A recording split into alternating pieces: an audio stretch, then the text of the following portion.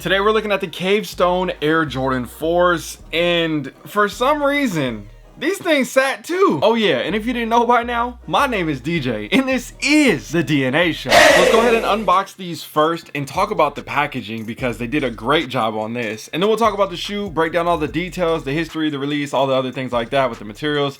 There's a lot to unpack with these. So if you notice on the box, this is actually similar to the previous wet cement Air Jordan 4s like we saw from the past, from the Olympics, the all gray ones. Kind of similar to a sense, but obviously way different when it comes to the overall look of the materials and the colorway and everything like that. Now, if you also notice on the box, this actually has a texture to it. I'm not sure if you can hear it or not, but it has a slight texture all throughout the entire lid, in the side and the bottom of the box as well. And then you're gonna have your metallic Jumpman here in black with the metallic flight text just below that. Now looking at the size tag, it reads Air Jordan 4 Retro Cavestone Black Phantom, size 13, just for me. And these are somewhat available now at this point in life, but you guys know for the Bigfoot gang, they typically sell out a lot faster than all the other sizes. And if you're still currently looking for the shoes, but you haven't had a chance to purchase them yet, I'll try to have them linked down below in this video as well. Now lifting open the lid of the box, you're gonna notice on the inside, I like how they kept that consistent. They have that same print all throughout, but this time it actually doesn't have that texture to it, which is completely fine. And then you have your cement print all throughout the paper as well, classic to the Air Jordan 4.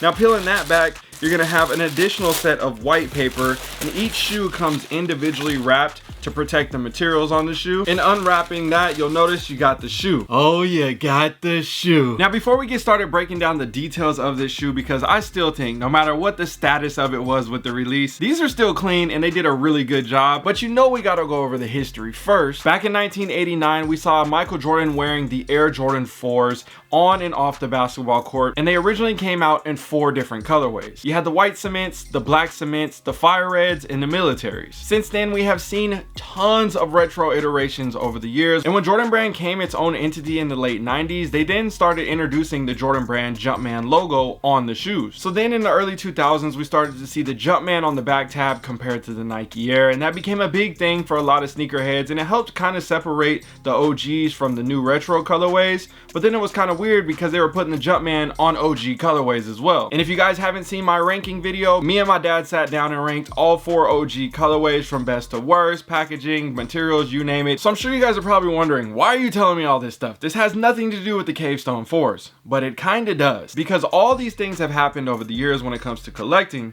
And like we talked about the back tabs, the Nike Air has been a very, very important key staple piece to the Jordan 3s, the Jordan 4s, the Jordan 5s, the Jordan 6s, in particular because the branding is on the back. And as you guys know, we typically only see the Nike Air on the back of collaborations or player edition retro models that have come out over the years, and original colorways now. But Jordan Brand has been getting a little freaky with it lately, and we saw it on the rare Air Force, and then we saw the switch up on the Bike Airs and the different things with the Nike SB, and then now we're starting to see Nike Air on regular general release colorways that have nothing to do with any storyline, that are not OG colorways, they're not collaborations, and they're not PEs, aka the Cavestone 4s. When I originally saw this, I thought it was very interesting, and I was excited to see how everybody else interprets this as well. So let me know how you feel down below in the comment section when it comes to the back tab, because it's a big thing for a lot of different sneakerheads. Yo, DNA fam, I know you guys are into sneakers, so I'm gonna assume that you're into investing as well, which means you're probably also interested in leveling up your life. I think you definitely need to check this out. I just launched my DNA Show community on School, and it's totally free to join, by the way. Inside, I've dropped my entire Hobby to Hustle program. It used to be $99 a month, and I've helped tons of people turn their passions into profit with this course. And now I wanna give it away 100% free just for the community members. This is gonna be a place where sneakerheads can connect, share game, and grow together. So don't wait, hit the link down below in the description to get instant access to the Hobby to Hustle course today, and I'll see you guys on the inside so we can run it up. So starting with the outsole, you notice you have your classic Air Jordan 4 OG bottom. What does that mean? You got the Nike on the bottom, which means what? You got the Nike on the back. And then besides that, same thing here with the overall pattern, just different colors and things like that. Now going up to the midsole, you'll notice you have a two-tone midsole, all black with the white on the bottom and your exposed air unit on the back end underneath the heel. And then going to the front of the toe, you'll also notice that you have that Cavestone stitch color as well all around that area. Nothing that really pops out, just just more of a blend in type of vibe. I'm not mad at that at all. If they would have done black or maybe white, that might have popped out a little bit more because they have the black right here. I could see where they were going, but again, I like this as well. Now going to the upper, you're gonna notice the shoe is covered with a nubuck all throughout, and that's why you see the shoes wrapped individually with the paper. We talk about this all the time. The shoes come individually wrapped, and then you put them back in the box unwrapped, and you're like, damn, now I'm about to mess up the shoe. Or if you end up putting them in shoe display cases, then it makes it a lot easier because now you don't have to worry about the shoes rubbing against each other.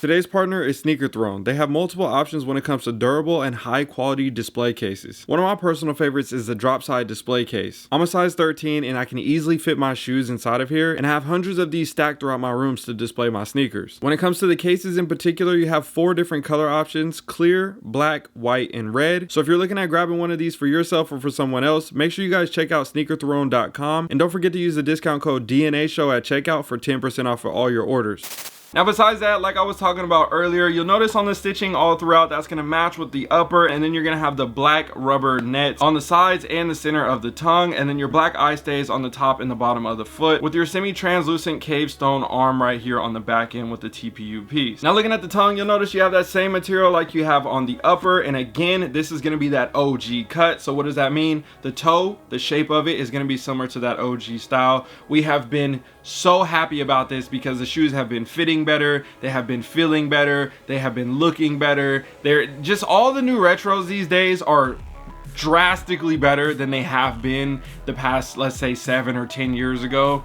There have been a lot of improvements, and I'm very, very happy about that. And I'm very interested to see, like, 10 years from now, are they gonna try to mess it up and get away from the OG style and do something else? I hope not. Also, you'll see on the tongue, you have your cave stone patch with the black Jumpman and the white text just below that with the flight. And then on the back end of the tongue and inside of the collar, you'll notice all black material here, cave stone patch, and the black Air Jordan branding in the text. Now looking at the sock liner, you'll notice that's covered in that cave stone color with the black Nike Air branding, and this is gonna come with a Dream Cell insole. So again, not the polyurethane, not the best, but again, way better than what we used to receive in the past. Now going to the back end on the heel, like we talked about earlier, this is a huge thing. We don't see this often. The Nike Air is coming back. We're getting a ton of classic OG colorways, and typically, again, collaborations or PEs. We don't just see this on GRs like this that often. I know the Rare Air was kind of an outlier because of the whole situation of the anniversary and all those other things. Makes sense. Storyline, I get where we're going. These, I still don't get this one.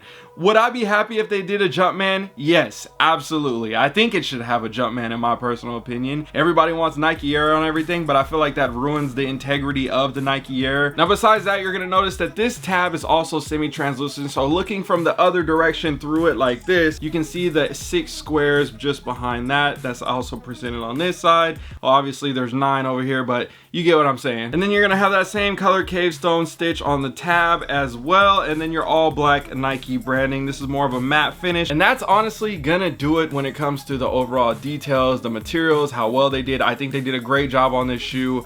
Now let's talk about the market, what's going on, and how everybody else feels about it, because I know a lot of people have questions, they have concerns, they have whatever emotions that they may feel about this shoe. I'm gonna tell you how I think. This is one of the top Jordan 4s to come out this year, and then you say, wait a minute. There's a ton of great Jordan 4s that have come out this year. We got the SB 4s, we got the White Cement 4s, the Undefeated 4s, the Brick by Brick, the Rare Airs. Like, wait a minute. These are kind of like all like 1A, 1B, 1C, 1D. Like, how do we rank this? I almost feel like we're gonna have to do a whole nother separate ranking video just for Air Jordan 4s that came out in 2025. Because if you really think about it, it has been a great year. And I think that is also why people are not able to afford to just go out and buy every single shoe. Completely understand that. Again, you should jump into the Hobby to Hustle program, scan this code right here if you're watching this on your TV, because I'm telling you right now, that'll give you all the ins and outs of how to change the game and be able to afford all the shoes that you want, but we'll talk about that later. Either way, this is definitely a sneaker to love and appreciate, and understand that we don't typically get stuff this often. Now, we had the Travis Scott Air Jordan 4s. Those didn't come out to the public, as you guys know, or I don't know if all you guys know, but I had every colorway, had the whole set, the blues, the purples, the browns, all the different variations. I don't know if I ever made a YouTube video. I remember I filmed it. If I did, then I'll try to show you guys some unseen footage of the Travis 4 set. But that was a thing. And then we saw this whole like poor man Travis Scott conversation with these. We saw all those other things to it.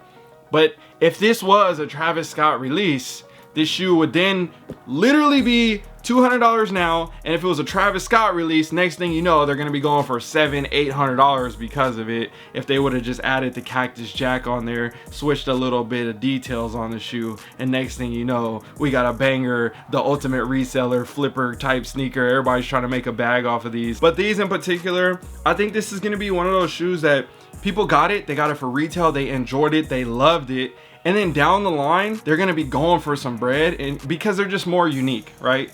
Red, black, and white, blue, black, and white, grape, this, that, the other. Like, we see those same colors all the time. So to get something like this in a Jordan 4, I know a lot of people are gonna enjoy this shoe. That's just all I'm saying. That's how I feel about it. So I have one pair now, but I'm thinking about doubling up low key because these got some potential. I like these. At the end of the day, the simple question is the shoe fire or is the shoe trash? I asked the people and this is what they said. So let's go ahead and pull up these results. I know I saved them somewhere. I gotta find them on my phone real quick. 85% of the people said fire and 15% of the people said trash. Typically, when we see poll results like this, that's top 10 sneaker of the year conversation just based off of these poll results. As you guys know, I do this every single time for all the shoes, and at the end of the year they all kind of trend in that category. When you see that 92 to 97%, those are typically top 3, top 5 sneakers for a lot of different people. When it gets into that 85 to 91%, that's kind of like that teetering. I might make the top 10, might not. People enjoy it. There's a lot of people that love it still. This is one of those type of sneakers just based off of the poll results from all you guys. So if you want to participate in the polls and you haven't already, make sure you follow me on Instagram. I post them on my story every single time, and then I post the results here on the channel. And besides that, I think this is a great pickup in addition to my collection. I love these. I'm excited to compare these to all the other models at the end of the year and see how I truly feel. You guys know how it goes. The new hot shiny thing, you're all attracted to it, and then the next thing comes out and you're like, well, that one was cool. Actually, no, I like that one better than that one. You know how it goes. So we'll let it simmer, we'll let it marinate. We still got a few more months before the year is over, and then I'll have my true decision at the end of the year where these rank. I would never let you down. Hey, just a quick reminder, again, the link is down below in the description to join the community if you have not already. I'm giving away the entire Hobby to Hustle program for free, only to members. So you got to sign up and get in. Again, everything is free. You don't have nothing to pay for. It's all going to be inside. You're going to love it. Trust me, I've helped hundreds of people with this. I cannot wait to help you as well. It's in my DNA. The only choice I like to make what I'ma wear today. I would never let you down. It's in my DNA. The only choice I like to make what I'ma wear today. I was made for it. It's in the DNA.